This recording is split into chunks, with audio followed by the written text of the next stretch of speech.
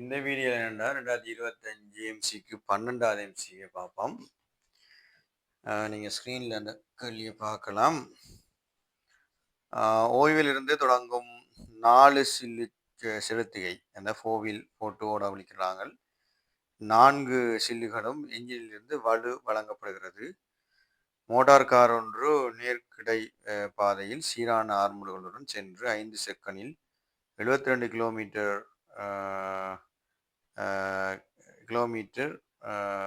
அவர் -1 அதாவது அவர் -1 h-1 வேகத்தை பெறுகிறது.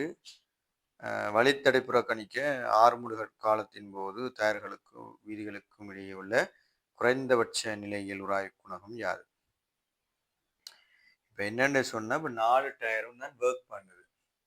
இப்போ நிலையியல் உராய்வு குணகம்ன்றது 4 டயருக்கும், ஆனால் செலுத்தப்பட்ட விசையும் 4 டயருக்கும் இருக்குது. ஆகவே அது எங்களுக்கு இஷ்யூ இல்லை. ஃபர்ஸ்ட்டாக நாங்கள் என்ன செய்வோம்னா, ஒரு மோட்டர் காருன்னு சொல்லும்போது ஒரு கார் நான் சும்மா 4 டயரையும் இப்படி இருக்காது, நான் ஒரு விதமாக நான் குறிக்கிறேன்னு வச்சுக்கொள்வோமே, 4 டயரும் இருக்குது. இப்போ இந்த 4 வீல் போட்ட உடனே சரி வடிவில்லாமல் இருக்கக்கூடிய நான் இந்த பக்கத்தால் டயரை குறிக்கிறேன், உள் பக்கத்தால். சரியா? 4 வீல் போட்ட உடனே கார் இந்த திசையில் போகுதுன்னு சொன்னால் இந்த திசையில் தான் எங்களுக்கு ஒரு உந்தம் ஒன்று கிடைக்கும். 4 டயரும் இருக்கும். ஆனால் அந்த 4 டயரும் தான் இதனுடைய என்ன செய்யும், இதை தாங்கும். அதாவது அந்த காரினுடைய நிலையை தாங்கும். அப்போ இது எம்என்ற திணிவை நான் போட்டுனா இருந்தால் இதில் தொழிற்படுற உந்தமாக பார்த்தோம்னு சொன்னா என்ன உந்தம் பாதிக்கப்படும்னா எஃப்டி சமன் டெல்டா எம்பி. எதுக்கு? காருக்கு என்ன நியூட்டனின் 2ஆம் விதி. காருக்கு நியூட்டனின் 2ஆம் விதி பிரயோகிப்போம். நியூட்டனின் 2ஆம் விதியை நாங்கள் பிரயோகிப்போம். சரி, பிரயோஜமாக இருந்தால் 2ஆம் விதியை பிரயோகிக்குமா? அதில் கொஞ்சம் தெளிவில்லாமல் இருக்கக்கூடிய 2ஆம் விதியை பிரயோகிப்போம். பிரயோஜம் பண்ணால் இந்த எஃப், அதாவது இதால் கொடுக்கப்பட்ட விசை எவ்வளோ வரும். அப்போ எஃப் சமன் என்ன? இந்த டி தந்துருக்காங்க, இந்த கேள்வியிலாம் இருக்குது. நாங்கள் ஒன்றும் புதுசாக ஒன்றும் யோசிக்கிறதுக்கு இல்லை. இது 5 செகண்ட் தந்துருக்குறாங்க. எம் தான் நாங்கள் போட்டது. வி அதாவது என்னென்னா ஆர்முடுகள் ஆரம்பத்திலிருந்து வருது. அப்போ என்ன செய்யுது? ஓய்வில் இருந்து 72 km/h என்ற வேகத்தை அடையுது. அப்போ நான் அதை மீட்டரில் போட வலிக்கிறேன். அப்போ என்னென்னு போகிறேன்? 72 தர 13 கிலோமீட்டர் கூட்டுறேன். அவர்ஸுக்கு என்ன செய்கிறேன்? செகண்டால் பெருக்கிறேன், 3600 பெருக்கிறேன். வேற ஒன்று நான் செய்ய இல்லை. எஃப் என்ன செய்கிறேன்?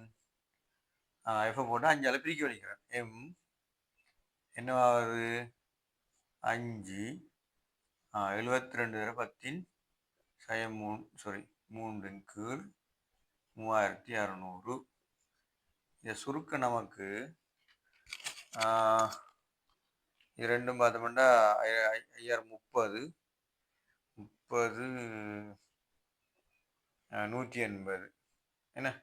ஆகவே எஃப் சமன் எம் இன்ட்டு 72 தர 13 கீழ் 30.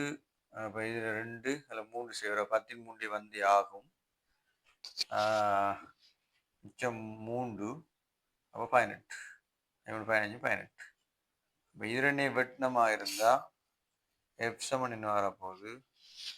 4 அப்போ 4m என்று வரும். எஃப் வரும் 4m. ஒவ்வொரு டயருக்கும் ஒவ்வொரு இது வரும், ஆனால் ஒட்டுமொத்தமாக எம்ஜி தான் இதில் தொழிற்படும்.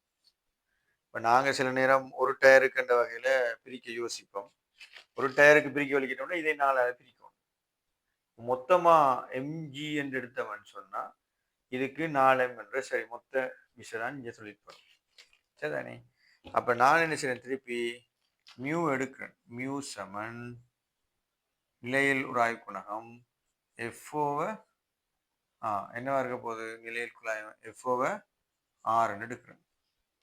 அப்போ மியூ என்னவா இருக்க போகுது 4m, இது என்னவா இருக்க போகுது mgயா இருக்கும்.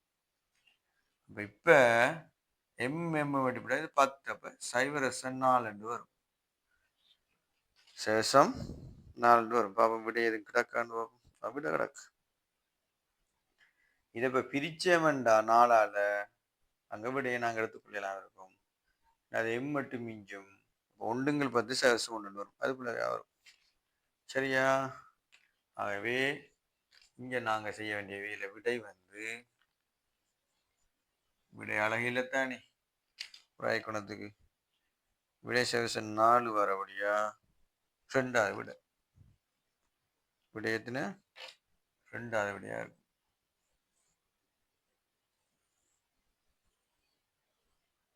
பிழைக்கும்.